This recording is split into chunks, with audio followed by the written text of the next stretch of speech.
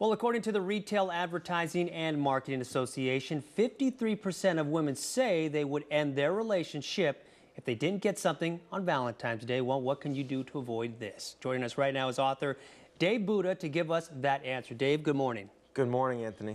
You say there are 3 relationship killers. How do you avoid those? The first one is most important. It's managing expectations. Let's just use the example. Let's say I expected my partner to give me a gift on Valentine's Day. So I have this expectation. Now what happens when expectations is we don't really talk about them. We just kind of do them in the back room. And then what happens is I either get a gift and I'm satisfied because my expectations are met, or what if I don't get a gift? Now I'm disappointed. Now this holiday's created disappointment for me. And that's not what I want. So what we want kind of brings me to the second point, right? Is communicate before the holiday. What happens when you communicate before the holiday is you say to yourself, okay, I have an expectation to get a gift. Like that means I really want to do gift exchange. But instead of just kind of hoping for it and then being disappointed or just satisfied, I'm going to talk to my partner and I'm going to say, let's exchange gifts and let's even maybe put a price bracket on it. So let's do, you know, $20 gifts for each other or $40 gifts for each other. Not bad. And really getting and creating the holiday you want in communication beforehand is so important. True. Because, you know, we can really like come together and work together. It's, you know, an agreement is a really creative process. An expectation is not very creative. I always tell my wife, I say, hey, if you're thinking about a Valentine's Day gift for me, I'm thinking this movie.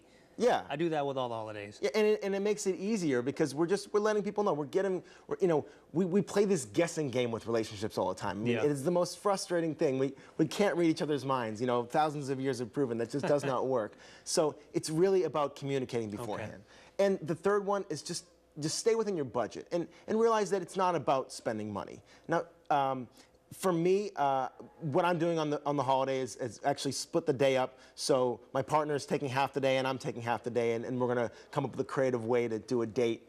And the average couple spends $126 on Valentine's Day. Wow. So a lot of money. You know, it's like there's a great scene in 9.5 Weeks that we were talking about earlier with Mickey Rourke and Kim Basinger, and she's sitting in front of the refrigerator and he's feeding her with her eyes closed. So, you know, you could do this blindfolded. But he's just feeding her food and it's the most like romantic, sexy thing, you know, and we can come up with so many ways to really make that holiday special without having to break the budget. Yeah, so just like a bowl of strawberries or something. Yeah, really. I mean, a bowl of strawberries, some chocolate, and a blindfold. Bingo. You know? There it is. It's that simple. And if one of your partners is watching right now and maybe the other isn't, go use that.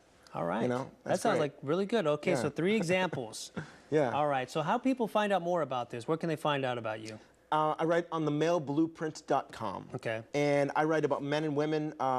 And really, I really love connecting with people. And I've answered every email I've ever gotten to this day. Themailblueprint.com. Dave Booda, thank you for joining us this morning. Thanks for having me.